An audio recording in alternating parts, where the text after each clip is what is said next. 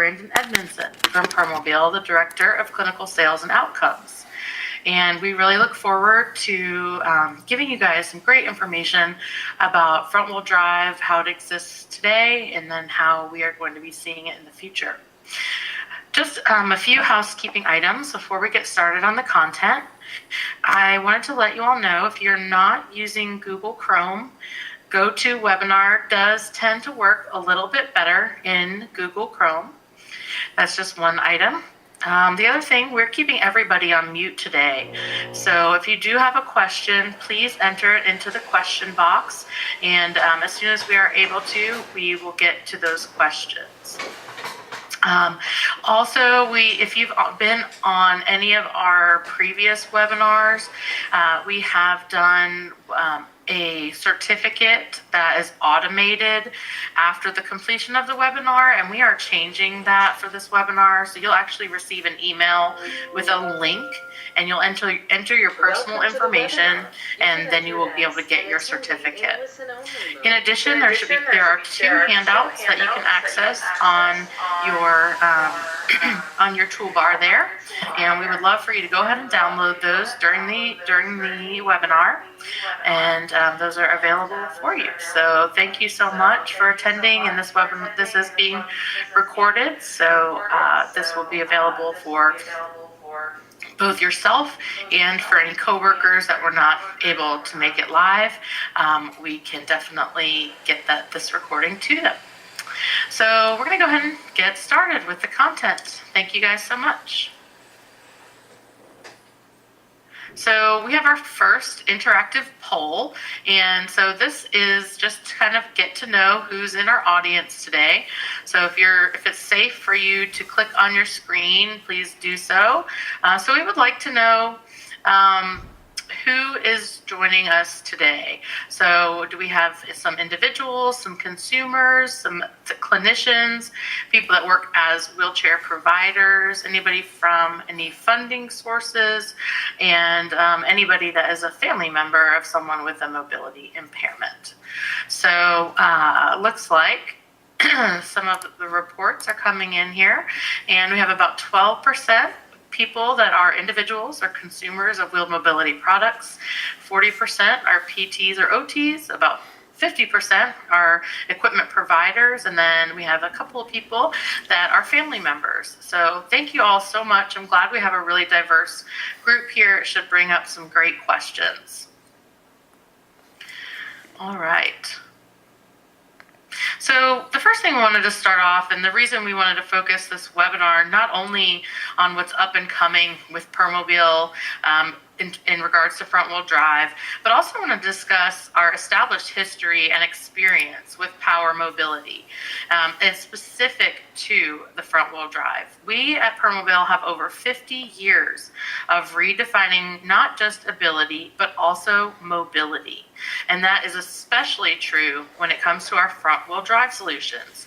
And our story really starts with our founder, Dr. Per Uden, who made the first Permobil power wheelchair in the basement of his hospital in Sweden.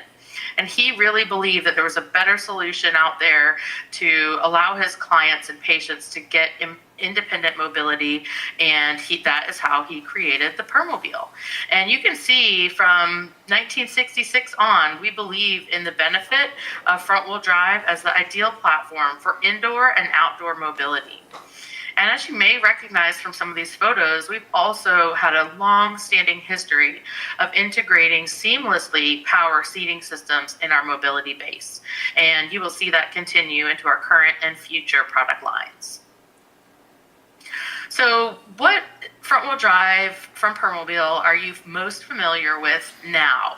So the original F-Series is what you know of today, and this was first introduced at the end of 2014 and later launched in 2015.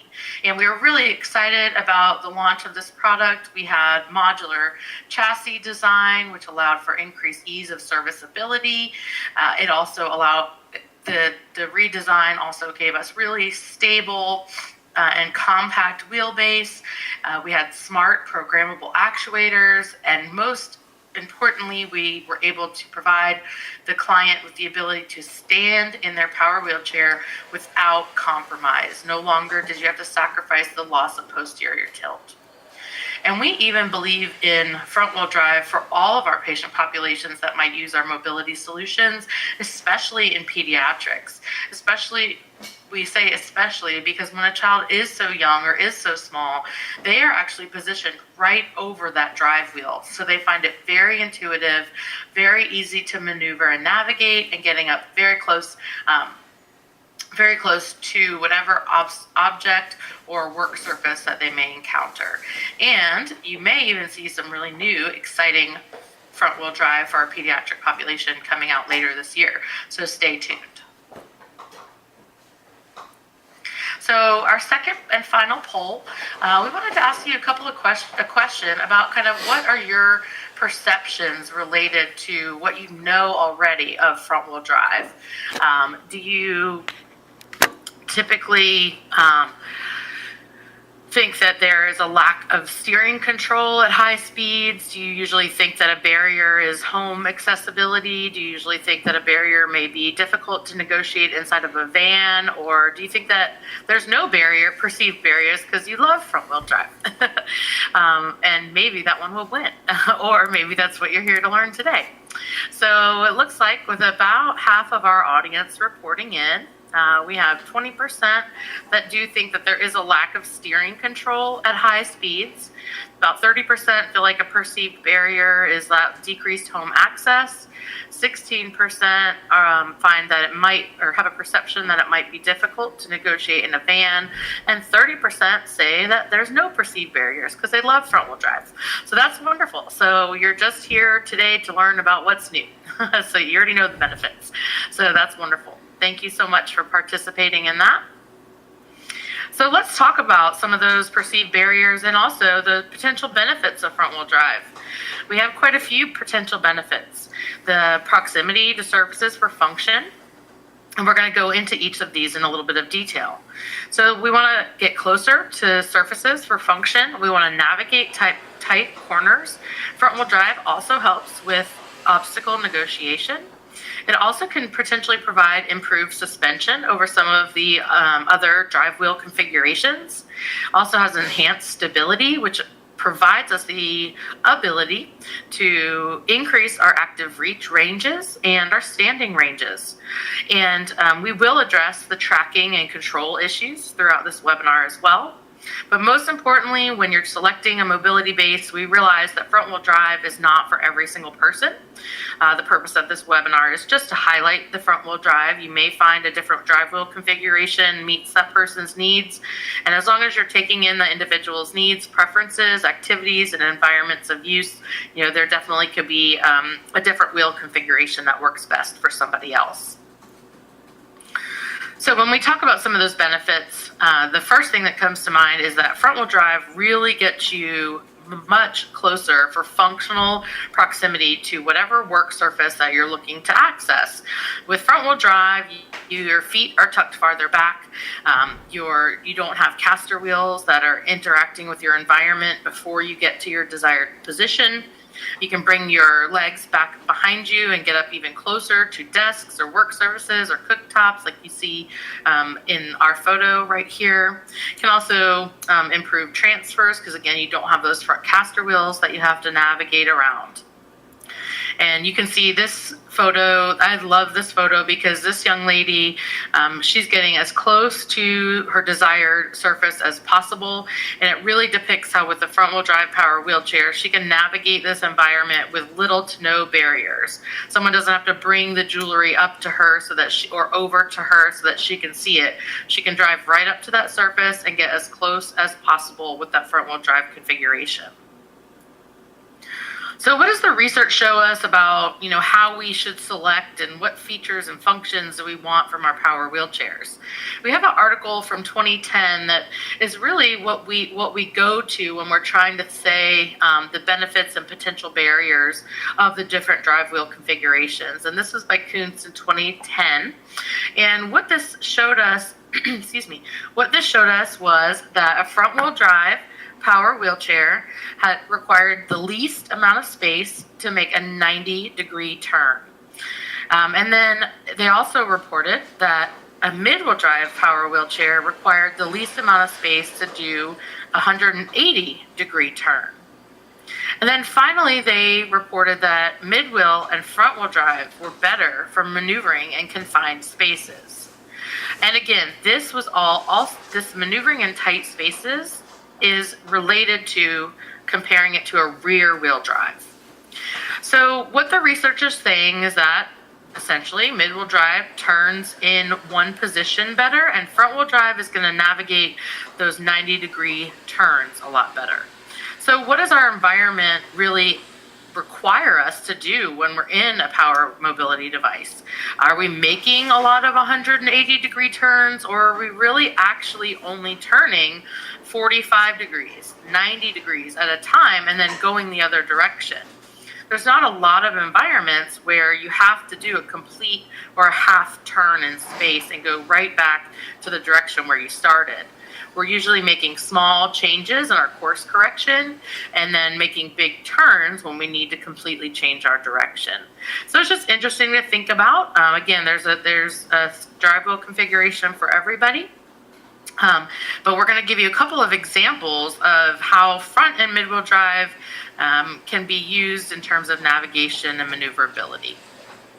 So if we look at the three images that you see on your screen, this is a front-wheel drive chair turning in a bathroom scenario. So this is where the sink is actually on the far wall. So the sink is on the right side of your screen, and you can see from the left to the right, the top screens, as the client begins sitting in the chair, so we're looking at it from overhead, begins their turn. That pivot point of the front-wheel drive chair allows the person to make a sharp turn, which is that 45 degree turn. And then by the time they get to the bottom image, as you see, you're at your 90-degree turn, and you are directly centered over that sink. And so you can get up very close to that sink, and you're centered over it. And so think about the way you would enter a vehicle or the way you would do a commode transfer. This is exactly the same. You're going to be squared up to that surface a lot better. When we compare to mid-wheel drive, even though it says it has a tight turn radius, what this image is depicting to us is that as you begin your turn, your pivot point is actually farther away from the center of the work surface that you're trying to approach. So as I make my turn in this small bathroom, I am now not centered over my sink, and I'm going to have to make about an 8-point turn or a multi-point turn so that I can get closer to the wall on the right and get closer to the sink. So now at this point, 180-degree turn is no longer effective, and the front-wheel drive really does play a bigger role. One of the last things from this research study that we really wanted to highlight was that just having 1 or 2 minutes or 20 minutes in a front-wheel drive chair is not going to really give the client the best ability to make the decision on what's right for them. They really need to be coached through it and understand how to drive and how to maneuver a front-wheel drive differently. And I really love this quote where the researchers state that the front-wheel drive power wheelchair actually may be more intuitive for some users because of the center of the rotation is towards the front of the wheelchair. So you can actually initiate and enable the user to initiate the turn at the bend versus having to guess when to turn in order to accommodate a wider front end swing angle. And I think sometimes this is a little bit lost on our training techniques, that we don't really necessarily spend a lot of time training someone between front and mid-wheel drive. So that quote is really exemplified in these two images, where we can see that if you're navigating down a hallway, if you are able to be an ambulatory person and you're walking down a standard hallway, you're not going to wait until you get halfway past the door opening to initiate your turn. As soon as you see the bathroom door open, you're going to make your turn. And that's exactly what front-wheel drive allows you to do. It allows you to get close to the wall, make a very tight turn, and go into your environment versus having to go past the door, wait till you're centered in the doorway, and then enter. Some of the other benefits of front wheel drive include improved obstacle negotiation. So we know by having the big wheel in the front, it can allow for reduced vibration, reduced loss of positioning, increased comfort. But most importantly, now you have motors that are actually pulling you up and over your obstacle to improve that obstacle negotiation. In different drive wheel configurations, like mid-wheel drive, you're actually having those motors push you up that obstacle. So it's much easier to be pulled over something rather than pushed over an obstacle like a mid-wheel drive, especially when encountering a flat and hard surface. And again, when you're talking about different terrains that someone might be negotiating, you want to think about, what type of terrain, and is it better to have only 2 casters on the ground swiveling and sinking into soft terrain, or is it better to have 4 caster wheels that are swinging and swiveling and sinking into that rough terrain or that soft terrain? So really that's where front wheel drive with only 4 wheels on the ground, less likely to get some of that sinking in. And we also want you to think about front wheel drive is not just for your rural areas. It's kind of a little bit of a myth. We're going to do a little myth busters here. And it's not just for when someone's going through dirt or tight packed mud or in a rural environment. It's also for that urban environment, going over cobblestone, going over streets that are not very well kept. Anytime a little tree root pops out of a sidewalk, that's going to be just as jarring in an urban environment as anything would in a rural environment. So it's not only location, it's your environmental barriers that you can benefit from front wheel drive. And why do we want to manage vibration for our clients that use power mobility devices? We know from multiple sources that the levels of exposure that people experience in a power wheelchair exceed the international standards for safety. And we also know when that person is exposed to repetitive high levels of vibration, it can contribute to postural asymmetries, increased spasticity. It can create difficulty to access the input devices or switches, as well as resulting in a loss of sitting tolerance or increased pain or fatigue. So if we don't manage the vibration, the person that's using our wheelchair might not be able to sit in their chair as long as they would like to and be able to stay up and enjoy, dinner time with their family.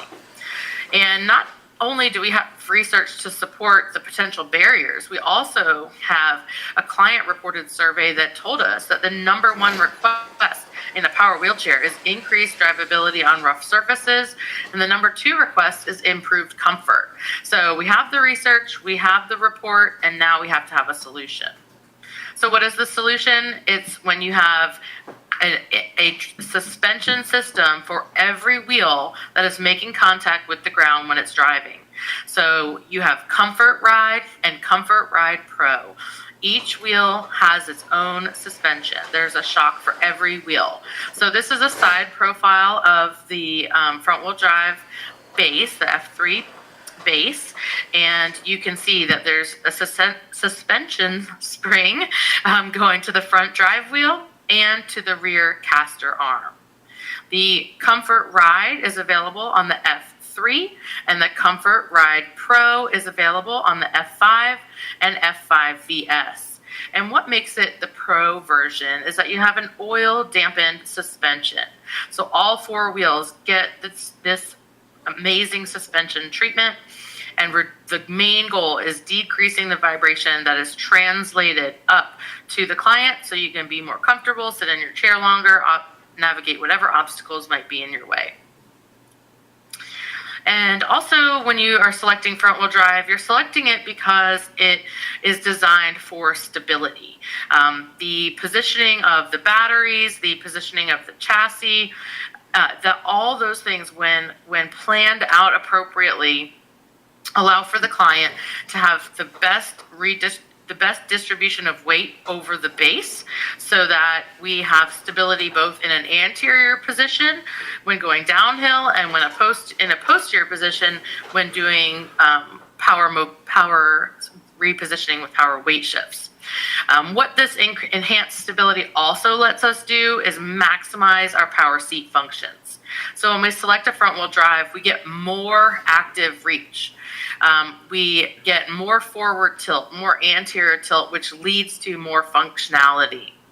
You can get up to 30 degrees of active reach on the F3 corpus base and up to 45 degrees of active reach with our F5 base. And so that is unlike anything you can achieve with a mid-wheel drive. And again, as well, while we're achieving these forward positions, we're not compromising any of your posterior tilt. And we are initiating some research associated with what we believe and what we've seen to work for anterior tilt. And Dr. Laura Rice out of University of Illinois is going to be publishing a study very soon that talks about the benefits of active reach. And participants in that study found that it was particularly helpful in getting closer to objects to perform fine motor skills or reaching deeper into shelves and cabinets. And one of our favorite quotes from her manuscript was from a participant that said that they were able to reach. I wasn't sure what to get, so I was able to reach candy from the top shelf from the convenience store. And then I bought 2 postcards that were high up. So you can see by just allowing someone improved power seat functions such as active reach, you can bring a whole new world into focus for that person. Again, here's the different levels of active reach from 20 degrees on your left to the 45 degrees on your right. And finally, we wanted to address the concern that some of you guys actually reported, the barriers of a perceived barrier of front wheel drive. So a lot of times people feel that, especially at higher speeds, there could be an impaired tracking of the rear casters in a front wheel drive. And the way that we are able to manage that is through ESP. This is our steering technology. It's a proven gyroscopic tracking technology. It is standard on all front wheel drives, and we want to make sure that everyone on this that's listening to this understands that there are a lot of different tracking technologies out there. So understand how each of these tracking technologies work, what mobility bases they are standard on, that you don't have to add any cost to the base, and that you should always have the best tracking on front wheel drive. So now I'm going to hand it over to Brandon, and he is going to get us started on some of the exciting new changes that you will be able to see on the new F-Series front wheel drive. Thank you, Jenith. Again, thanks all of you for taking the time to join us here at your lunch hour or in the middle of the day. We really appreciate it. I'm going to go through a couple different topics with you, mostly focused on the release of the 2019 F-Series. As you've seen from some of the images in Jenith's slides, we do have a new chair, and I'm going to basically break that up into 3 categories for you. We're going to talk about some improved aesthetics to the chair. We're going to talk about some functional and technical improvements that we've made, and then also some enhancements to the corpus seating system.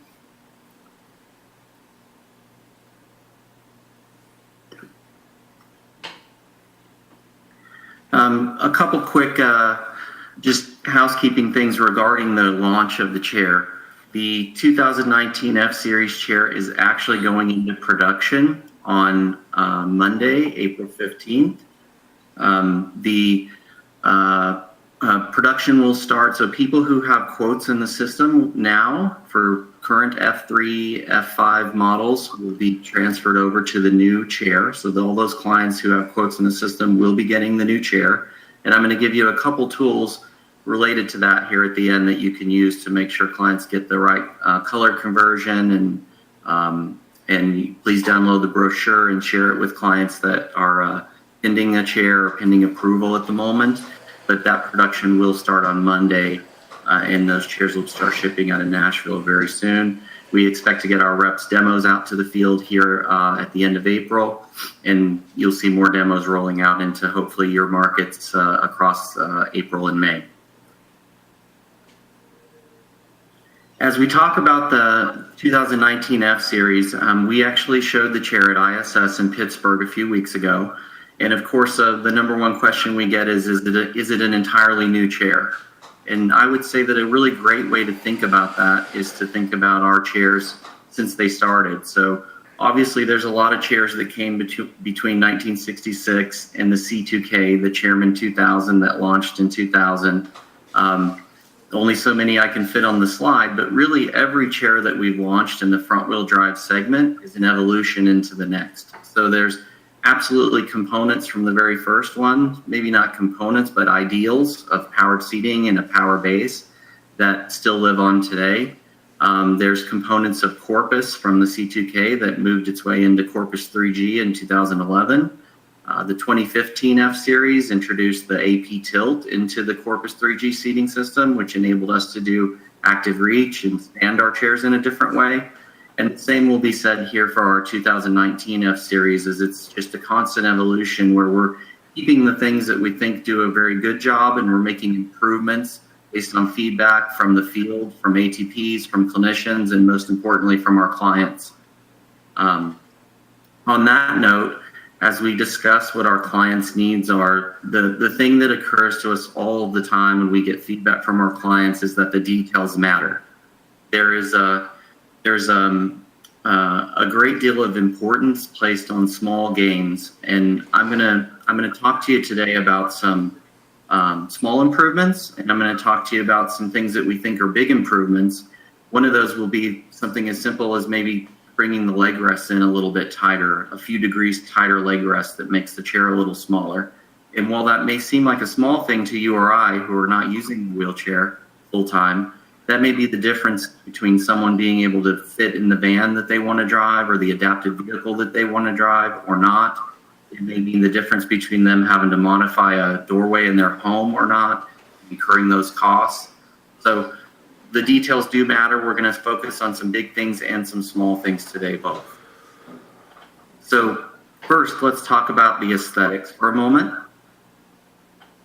As you can see from the images you've seen already, we do have a new sleek shroud design. The design, we got a lot of great feedback on the design at ISS, both from consumers and customers, referrals. The thing that I'll say about the design, it is quite different than what we had on the original F Series in 2015. This image is of Todd Stablefeld, who's one of our Permobil ambassadors from the Pacific Northwest. Todd was worked with us in launching Permobil Connect. He's I guess what we would call a super user. He controls his whole home from the wheelchair. He owns his own business in the IT space, in the Internet of Things space. Hey, Jeneth, if you can hear me, I think you might need to mute your mic. But Todd himself will tell you that his chair is an extension of him, and it always has to be on point, is his words. And Todd likes his chair black on black because he will tell you he's a West Coast guy. And so the idea behind the original F Series from an aesthetics standpoint was that the chair itself would be mostly black. It would have some color accents, but for the most part, the focus was on the user.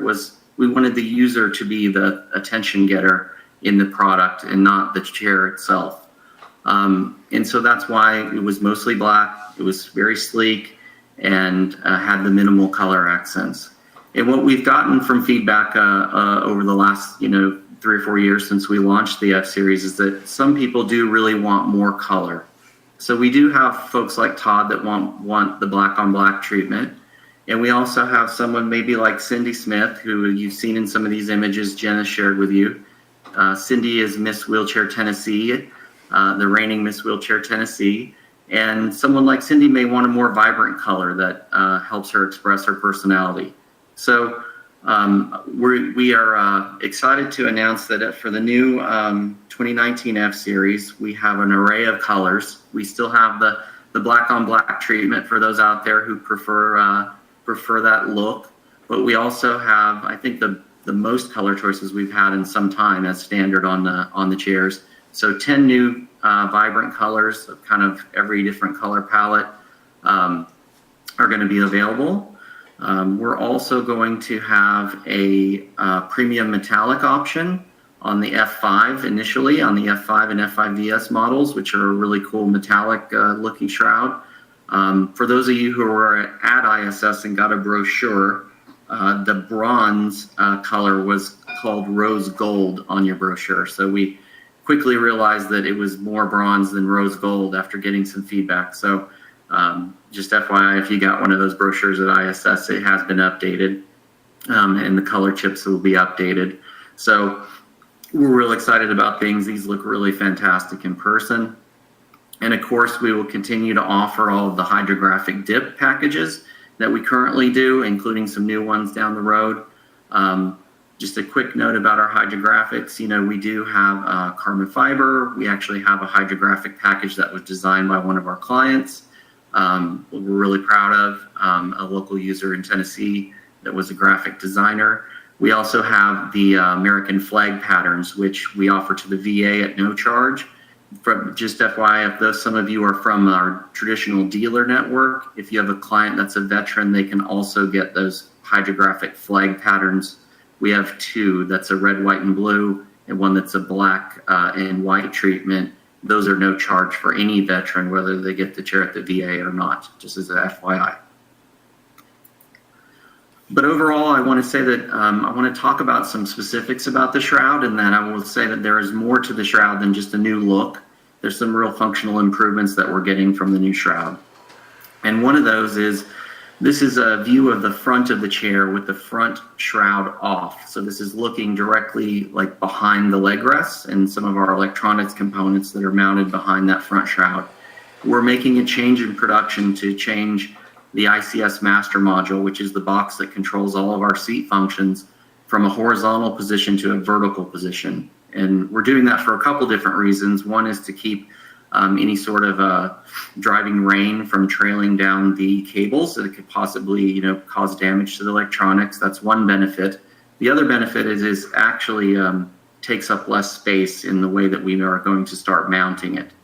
And so here you can see an image of the current shroud on the left of the F series. You can see the part of the shroud that's molded to accept that space, and it takes up more space and sticks out further, versus the new shroud that we're able to do a nice smooth cover and reduce the overall size of that shroud. And ultimately what that gets us is the ability then to have more space behind the leg rests for people to tuck their feet in more. So getting up a little closer to something, or when going into anterior tilt and trying to pull up to cabinets closely, you have a little more space there for get the leg rests and keep them in tight when you're doing those types of tasks. Some other small improvements that we made based on feedback: we've removed the Permobil embossed logo from the area behind the calf. Some people with very short lower leg lengths actually remove our calf pads that are designed to protect your calf from the metal and the shrouding. So when you do have to remove those calf pads, we want a nice smooth cover there behind your legs. And then we do have a new front seat pan shroud that has a new look and stays in place better. We also have removed from the rear the base charger socket. That's one of the legacy sort of things that Permobils have always had, is another plug-in for the charger. Just again, based on feedback, we found that very few people were actually using it. Even very few caregivers were using it, because you've got to bend over to plug the chair in and kind of get down there and see what you're doing. But the main reason we're removing it is because our data from testing shows us that since the launch of RNet, we actually get a better charge cycle through the joystick. So it allowed us to remove that base charger socket. We're sealed up that rear shroud better to keep debris and water and things like that out of the shroud. And we also have a new integrated light system, which I'll talk more about here in a minute, and standard reflectors. So let's move on to some functional and technical improvements, some of the specs that we're changing. As Jenith mentioned before, we have a really great tracking technology. For those of you who have not had ESP demonstrated to them, especially with a switch drive, we definitely want you to try that. Get with our reps and definitely get a single switch or get a head array and really see how well the chair tracks with ESP standard. The other thing that ESP does is it helps a joystick driver, or really any driver, drive at high speeds. So at the original launch of the F-Series chair, we actually limited the speed of the chair to 5 miles an hour and 6.5 miles an hour on the F5, and we required you to justify and pay for or order the anti-tips. The anti-tips were an option, and they were a charged option. And so the feedback that we got was people wanted the speed, and they were fine with just having the anti-tips on as a standard configuration. So we actually made this rolling change at the end of last year, but I thought it was worth mentioning here that the standard speed now is 6 miles an hour on the F3. It's 7.5 on the F5, and the anti-tips will be standard. You can still request to omit the anti-tips as needed for certain scenarios, and that will just come with the current weight restrictions that we have today. So we will let you know on your quote if the client is in the weight restriction and seat depth requirements to omit the anti-tips. The other thing that we're very excited about, and this is something that we've been asked for a lot since we launched the M series with the new elevated drive speeds, we were able to retest the F series chair and move the drive speeds up in elevation to 3.2 miles an hour, which is almost twice as fast as what the F series chair drives today. So much more functional walking speed. It's actually a little faster than walking speed for someone who wants to drive in elevation. We do require that they leave the front support wheels on, so those are standard now. We do not want you to remove those wheels if they're going to drive in the 3.2 miles an hour. And we also, from a messaging standpoint, we want to be very clear that we expect the user to drive over level surfaces with the seat elevator all the way up. That is nothing new. That is something that's been in our owner's manual for years, and that's how we've been teaching people for years. I just thought it was worth mentioning because we want to make that very clear, and we would like for you to make that very clear to our clients that you can drive over bumps and cracks and cobblestone, but we want you on level surfaces when you're doing that, because our number one job is to keep people safe. But we know the benefit of driving in elevation and having that functional walking speed, so we're super thrilled to launch this on Monday. The other component of our seat elevator that I wanted to spend a moment talking about is how our seat elevator actually moves. As far as I know, it's the only seat elevating system that actually has a center of gravity shift as it elevates. So it actually moves back 3.5 inches over the base from the time the seat is in the all the way down position until it reaches the all the way elevated position. That movement obviously helps us make the chair more stable. We're kind of redistributing the weight further back while you're in that elevated position. But what it also does is it actually allows us to enjoy a smaller overall footprint when the chair is elevated. So if you look at this image, this is a short video, and I know that videos don't always play well on a webinar, so we'll give it a shot. But you can see the red lines are basically a mark of your functional footprint, so to speak. So how much space you're taking up from tip to tail in the world.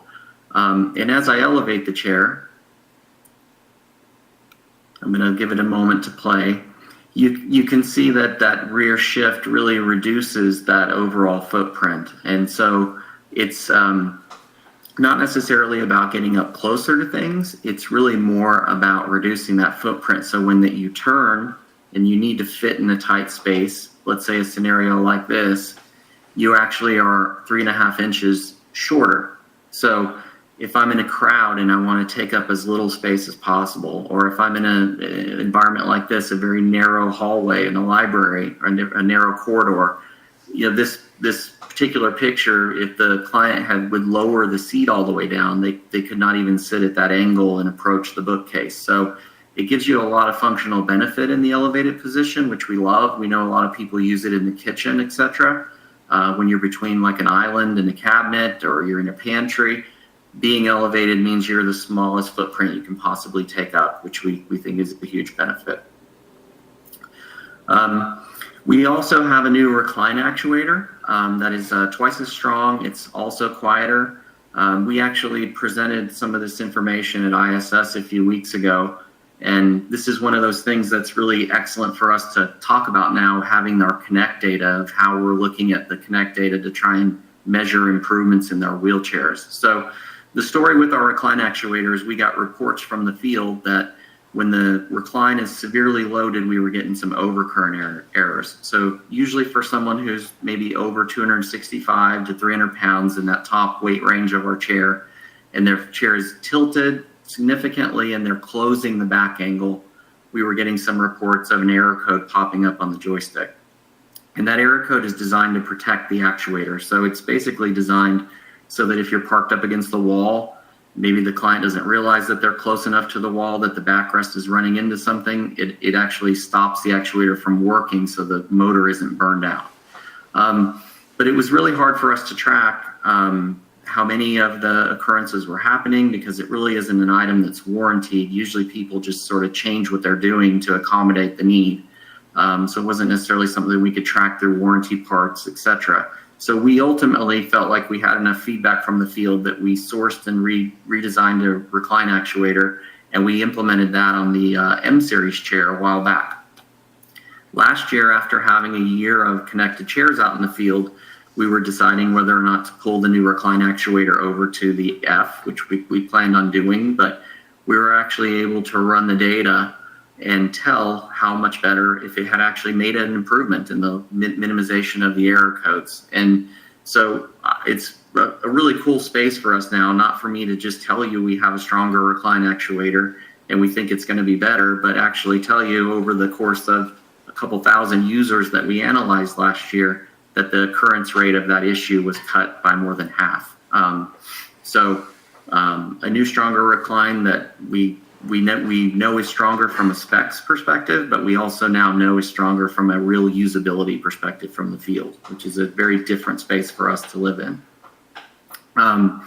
We also have a small change here on the motor I wanted to mention. There is a new motor release cover and cap. A lot of people at ISS asked us if it was a new motor. It is not. It looks new because of the cap. We're very happy with our motors on the F3 and the F5. We feel like they're a really great combination of the right amount of speed and the right amount of torque in the gearbox, etc. But one of the kind of secondary benefits of this lever and the new shroud design is it's really easy to explain to someone where the neutral release lever is now. It's just right in line with the reflector in the F5 logo or the F3 logo. I literally just spent a few weeks ago about 5 minutes on the phone with a nurse who was in a hospital room trying to explain to her how to put an M3 into neutral. The client had went out for a procedure, the caregiver went with the client, and they were trying to get the chair out of the room to move rooms or change the bed or something, and it was a 5-minute conversation to get her to that brake release lever. So we think it's going to be a lot easier for you to explain to people where it is, whether you're a dealer or a clinician explaining to someone, or whether the client is having to explain to someone that's not familiar with their chair how to put their chair in neutral. Another quick note here, this is technology that we're moving over from the M series.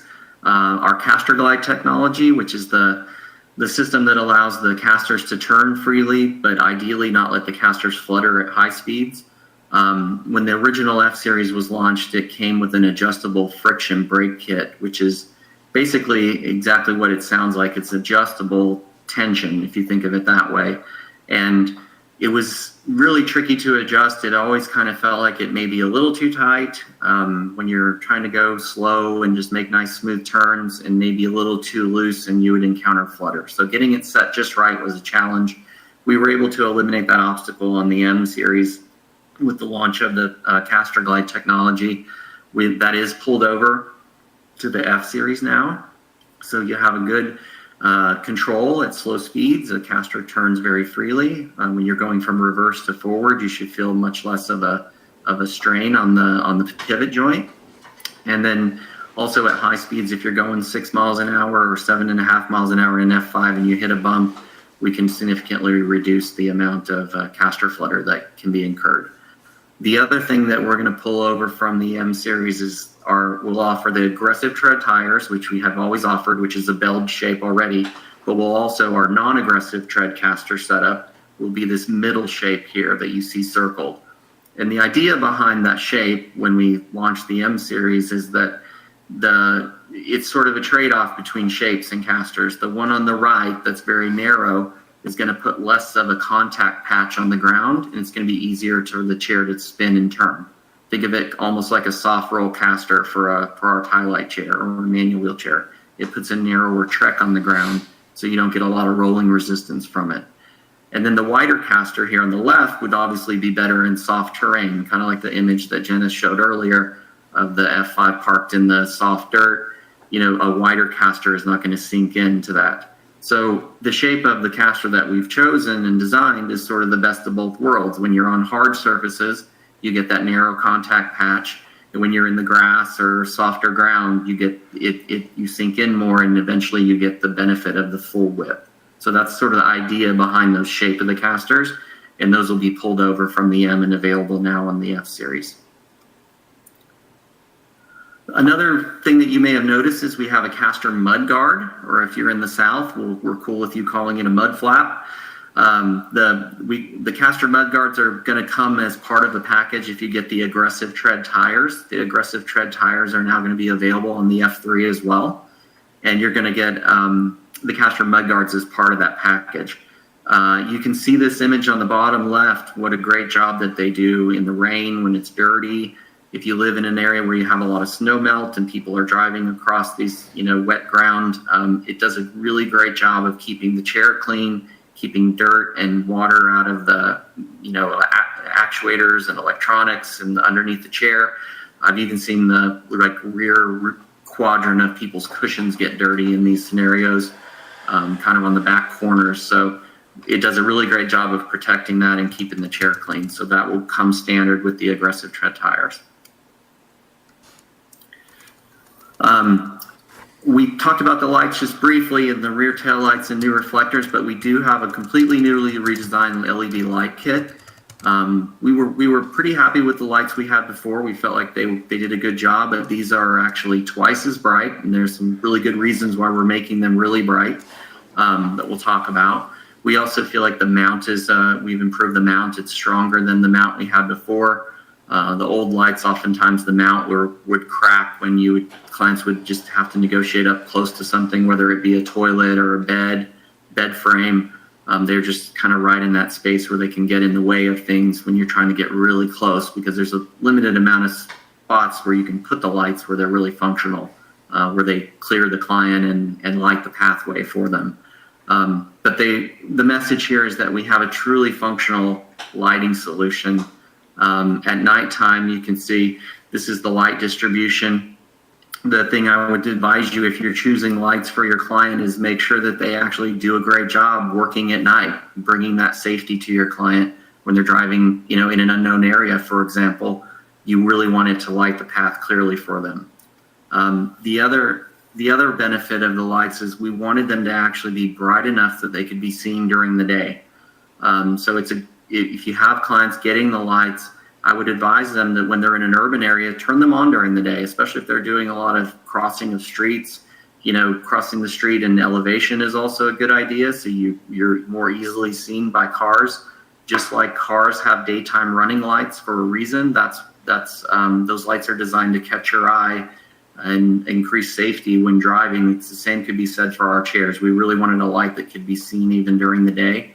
And you never know when someone's crossing the street if that just catches the eye of a car and brings some added safety.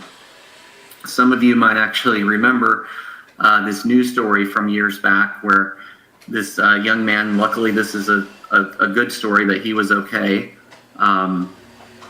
He actually was crossing the street and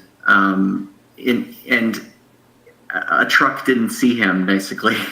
And the chair was actually swiveled. The truck took off from the stop sign or the stoplight, and actually the push handles of this gentleman's chair were caught in the grill.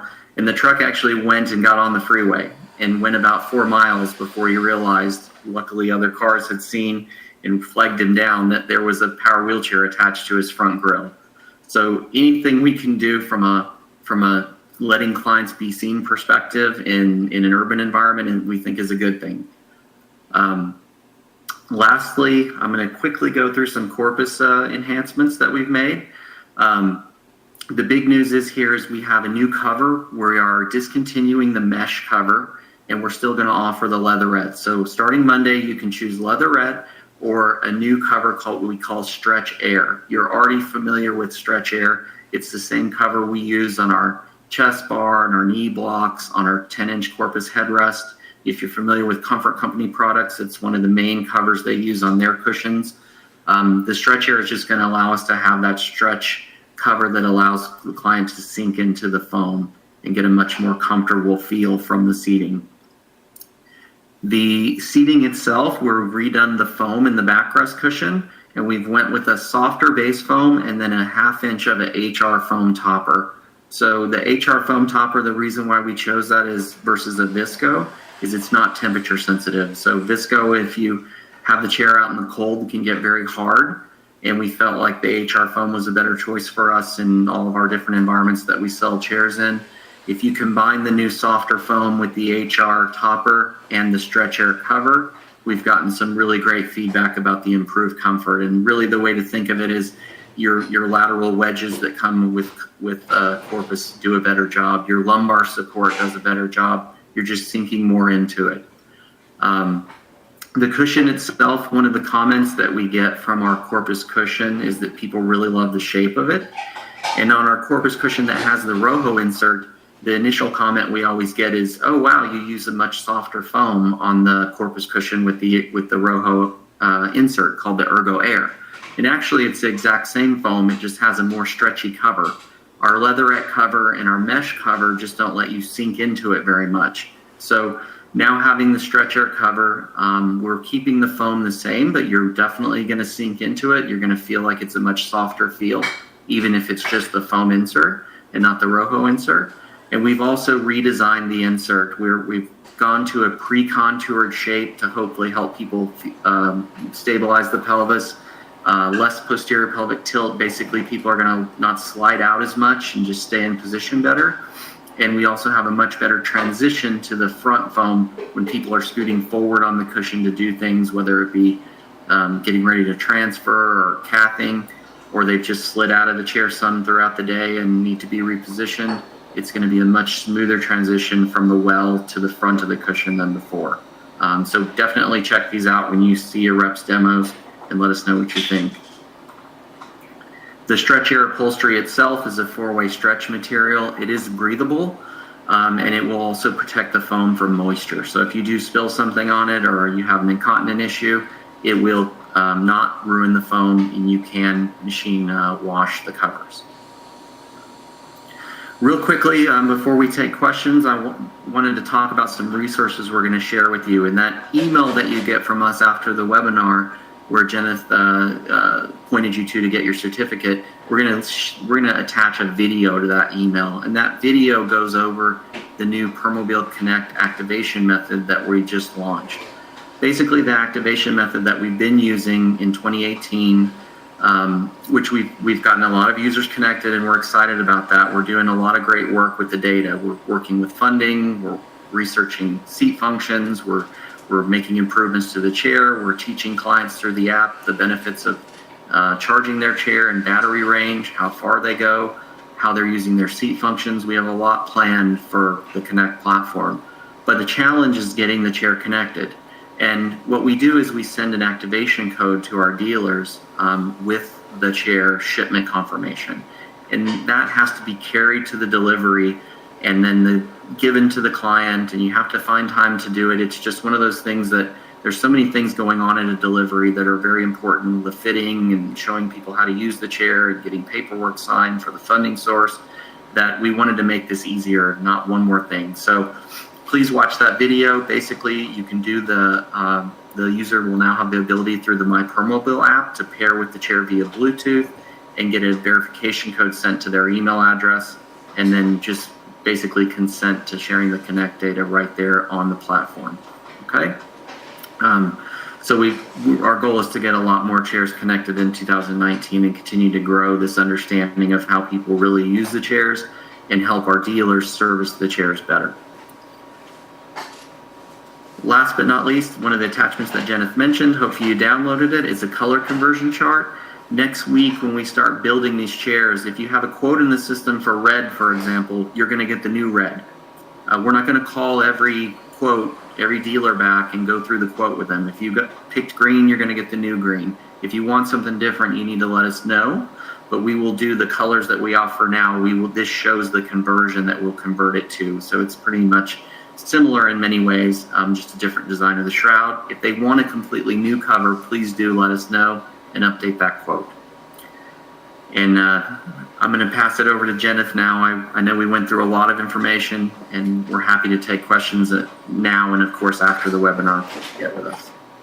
Yeah, thank you, Brandon. So hopefully, in summary, you were able to identify that Permobil has a long-standing history of succeeding and perfecting front-wheel drive. When you select front-wheel drive, you're selecting it for function, maneuverability, obstacle negotiation, suspension, stability, active reach, and standing.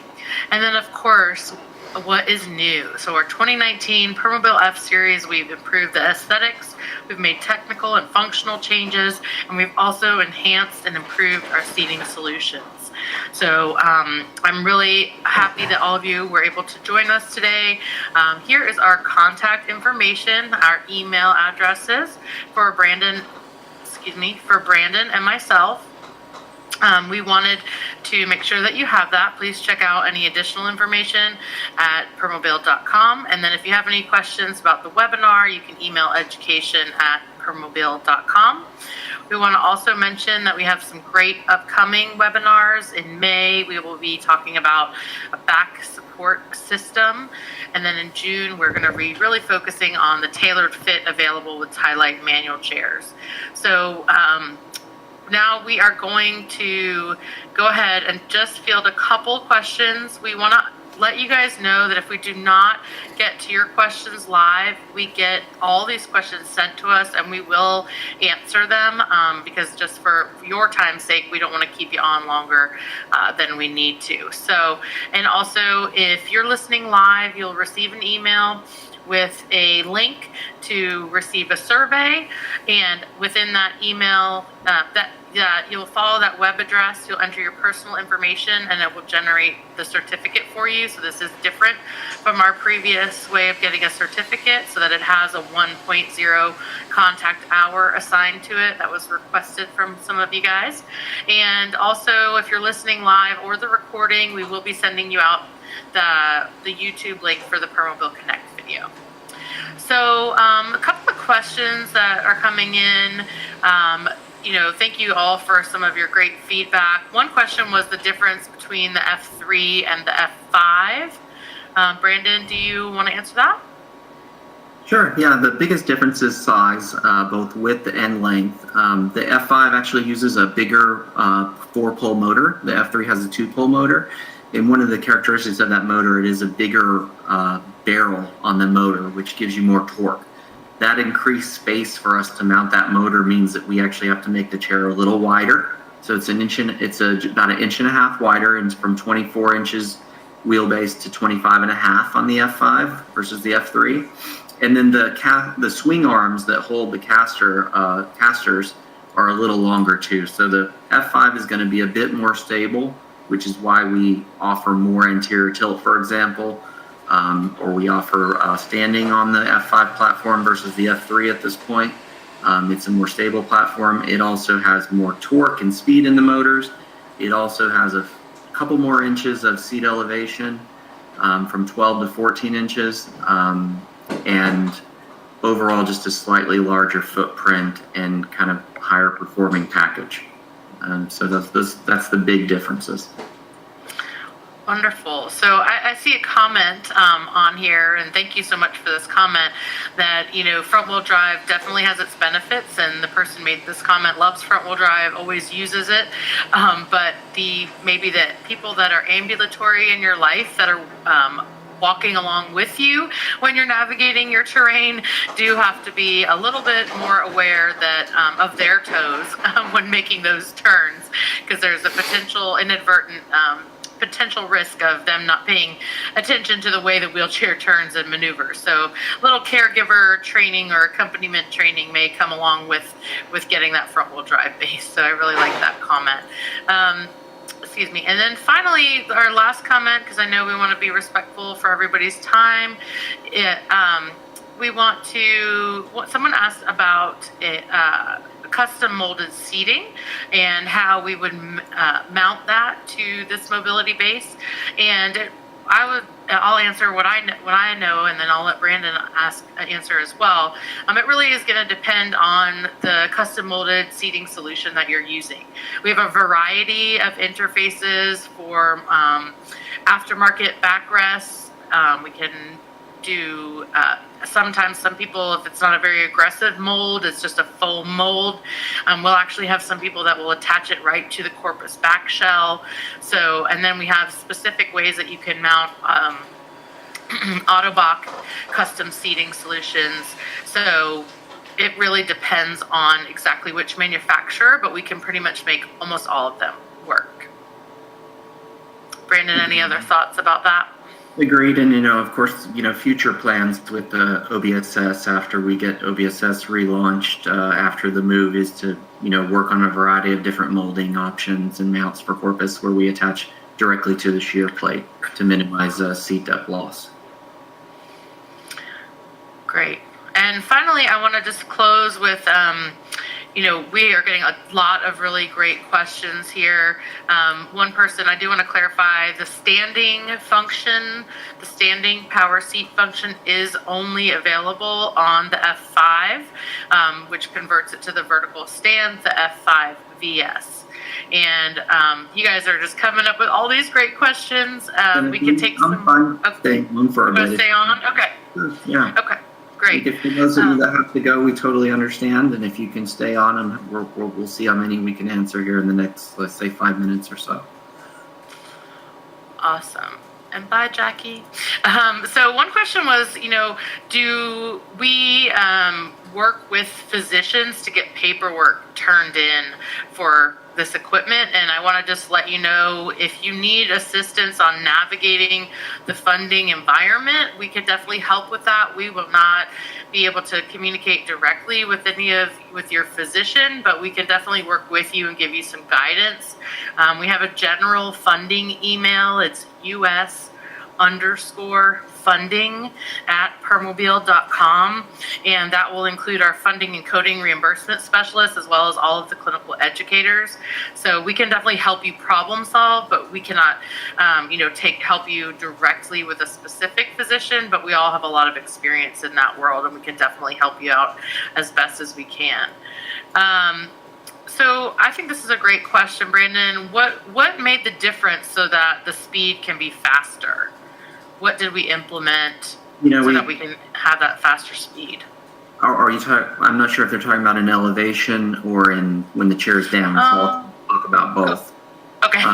But when the seating system is all the way down, we've always offered the 6 and 7.5 mile packages. They just weren't standard. So what we heard from the field was it can be a challenge to get the anti-tip wheels justified and paid for, and therefore a lot of clients were getting a 5 mile an hour chair on the F3 instead of a 6 mile an hour chair, just because their insurance or whomever was paying for the chair wouldn't buy the anti-tips. So we made those standard. We're going to give you the speed standard on both 6 and 7.5 mile an hour, F3 and F5 respectively.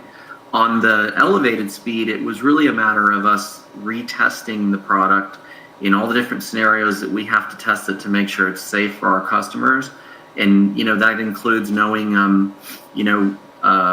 what angle the backrest can be at and drive at that speed, and redefining and reprogramming all of our seating drive restrictions that we take very seriously for safety. So it was really more about testing and getting all of that work done to allow the faster seat elevated speed. The chair was always very stable. It just really wasn't a goal for us in 2015. We really hadn't fully grasped just the benefit of it. For, I guess, the majority of our users told us if they want to drive fast, they bring the chair down. When they're using the seat elevator, maybe they're in tight quarters. But we know now that from the launch of our M series, people really enjoy that faster elevated speed. So that's basically more about testing, and we got that done. All right, wonderful. So let's see. Couple more questions that were coming in. I do want to clarify, we've talked about some of the great enhancements that we are making on this F series, and I want to clarify that unfortunately at this time these will not be able to be retrofit to your existing F series chair. There's some, there's a couple of different reasons for that, electronic wise. So right now we are not going to be able to make any of these changes to a chair that is already existing in the field. I would say the only change that could be added later would be the new corpus cushions. So if they wanted to order later, those could be added. But yeah, suspension settings, program settings, history files, those all have to come from the factory for these features. And then one question came in that said, is there any changes to what is being considered as a standard option? Like as far as if you're looking at an order form, that what might be bundled as far as a standard option? Yeah, I didn't mention actually that the new LED lights are actually much cheaper than before. So that's an improvement, and we definitely plan to package those with some specials where they'll be packaged. So just keep an eye out with your reps. We'll delineate that information out to you. As far as what's standard, well, we did make the new stretch air covers and all of that standard. We kept the leatherette standard. So we think we charged for the mesh actually, and we decided to make the stretch air standard and not be a charge. Other than that, major changes would be the anti-tips now being standard and therefore getting you that faster speed. So those are the things that come off the top of my head. Okay. Awesome. And a couple of other, you guys have made a couple really great suggestions for some future endeavors. I see some of you really value a low seat to floor height, so we'll definitely, pass along that information and let you know if we have anything, that we might be considering for lower seat to floor height. And yeah, I think that is the majority of the questions in general. And again, please go ahead, Brandon. No, I just said great. That's great. Appreciate all the questions. Yeah. Any updates to, okay, so we will still have a USB charger available. If you're driving with a traditional PJSM joystick, you do have the option for a USB charger to be mounted either to the Unitrack rail or underneath the armrest or anywhere, any kind of Unitrack rail position. If you are now going to be having a Omni 2, which is our newest electronics that are available on any of our M3 or F series chairs, we will actually have a USB charger built into the electronic box for the Omni 2. Great questions. That's standard. Yep. Yes, at no additional cost. Okay. So I think we want to go ahead and close here. Yeah. All right. Well, thank you guys so much. Please email us directly at the emails you see on the screen. And again, if you submitted a question that we did not get to, we will answer you directly. So thank you all so much for your time and your interest and your support of Permobil. And we look forward to seeing you next month, or seeing you, talking with you next month about back sports.